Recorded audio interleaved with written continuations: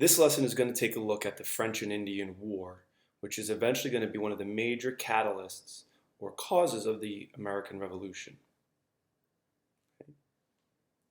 So first thing we have on our notes is how did North America change since the founding of Jamestown in 1607?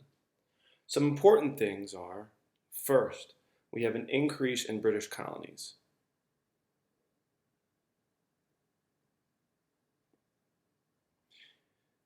Also, as a result of that, there's an increase in contact with both Native Americans and other European powers, such as the French and the Spanish. Okay? And the last major change was what we're going to look at today, which is an increase in potential conflict due to being closer together physically, the proximity. So if we take a quick peek into this map, all right, we see right over here are British colonies right near the Atlantic seaboard, okay? And the British and their colonists are pushing right up against the French. And in particular, we're going to look at an area better known as the Ohio River Valley, okay? So that's kind of right up in this region. And there was a great amount of fur that was acquired that allowed many colonists to make good money. So that's going to be the incentive for them to move out west. So let's take a look at mercantilism. Okay? So the colonies were founded to benefit the mother country. Colonies provided raw materials, all right, to the mother country, who would then sell back a finished good.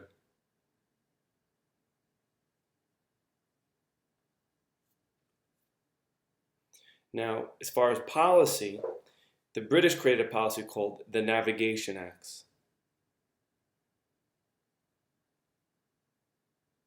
And this forced the colonists to trade only with England. However, they were not always enforced. Okay? And we're going to come back to that.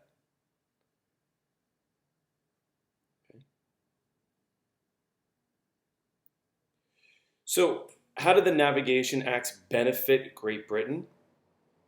Well, the colonists are forced to sell their raw materials and goods to England, as we see here. So they're coming from here and going straight to the mother country. So that's really just a transfer of wealth. So this is giving money to the British. If enforced, how would this hurt the colonists? Well, they would lose money because now they can't trade with France or Spain or Portugal or anyone else for that matter. So the Navigation Acts were not really enforced at first, but we'll come back to that later. So next we have something called salutary neglect. Neglect is when you kind of don't fulfill responsibilities or obligations. So before the French and Indian War, the colonies were free to do what they wanted. They created their own governments and traded whatever and with whomever they pleased. So from the colonial perspective, they're pretty happy. This policy became known as salutary neglect because they were ignoring the colonies. Basically, they were ignoring the Navigation Acts. This was what is being ignored. So why are the colonists going to support salutary neglect? In other words, not enforcing rules. It's going to increase their chances to make money.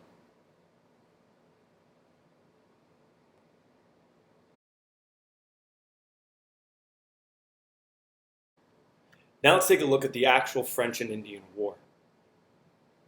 So France and Great Britain were competing to have the world's largest empire. So war is going to spread to the Americas, and it's going to be over that area we identified earlier as the Ohio River Valley. Both nations claimed they controlled the territory. It was plentiful, okay, in natural resources. particularly fur trade.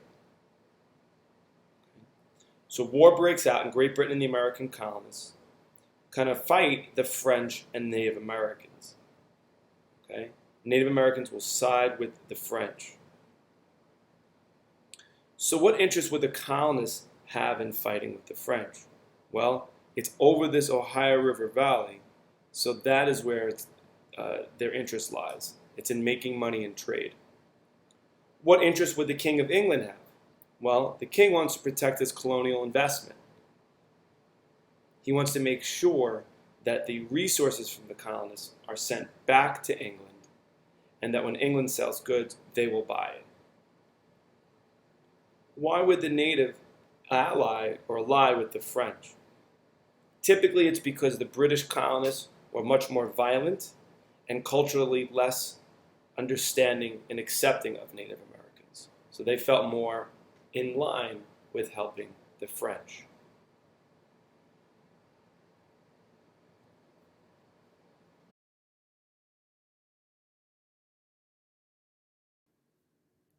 So let's sum up the causes and the effects of the French and Indian War.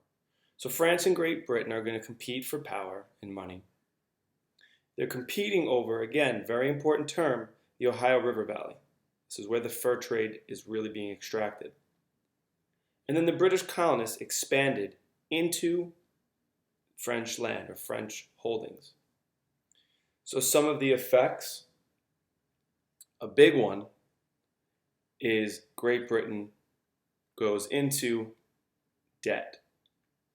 And if you remember this from 7th grade, this is going to lead to increased or enforced taxes on the colonists. That is the biggest impact of this. Okay?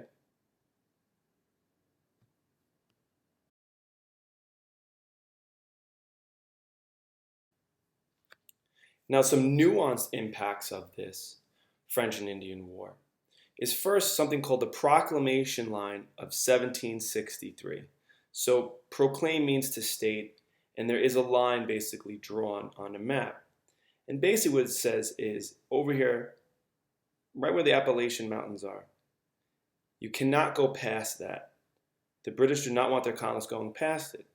However, we know the motivation is in this Ohio River Valley to push out west for this profitable land. So what the British are forced to do is on boats send over troops to reinforce this proclamation. And so now you have troops in the Northeast Corridor particularly, and in the West, to make sure that the colonists are not moving out in that direction. To do so, what the British have to do is they have to pay these soldiers. And where is the money going to come from? The colonists, in the form of taxes. So now these taxes are used to pay for the war debt from the French and Indian War. And secondly, pay for the soldiers to enforce this proclamation because the colonists did not listen. This now sets up the foundation for a more conflictual or conflict relationship between the colonists and the British.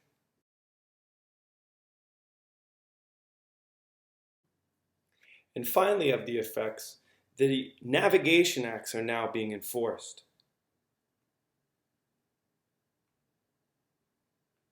So now the colonists are only supposed to trade with Great Britain. And they're also going to have to pay taxes.